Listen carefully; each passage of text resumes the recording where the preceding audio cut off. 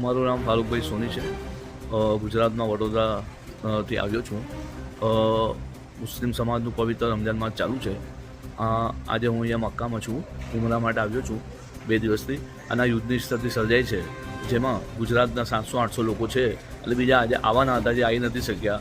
તો હોટલની અંદર લોકો ચિંતિત છે, લોકોના સગાવાલાઓ રહી ગયા છે, આવવાના બાકી છે, કોઈની દવાઓ લઈ આવવાની બાકી છે, કોઈનું સામાન લઈ આવવાનો બાકી છે. ત્યાંથી તો લોકો બહુ ચિંતિત છે અને અત્યારે ખાસ કરીને સૌદીની અંદર મક્કા શહેરમાં દુઆઓ ચાલુ છે કે ભાઈ આ જે યુદ્ધ છે એ જલ્દી બંધ થઈ જાય, લોકોને નુકસાન ના થાય.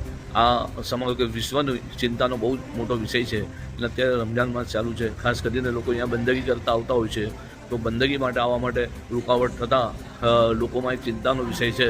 ખાસ કરીને દુઆ ગુજારવામાં આવે છે કે આ સ્થિતિ જે સર્જાઈ છે યુદ્ધની એ જલ્દી બંધ થઈ જાય અને સમગ્ર વિશ્વમાં શાંતિ રહે એવી પ્રાર્થના કરી રહ્યા છે. ફારૂકભાઈ સોની, વડોદરા, ગુજરાત.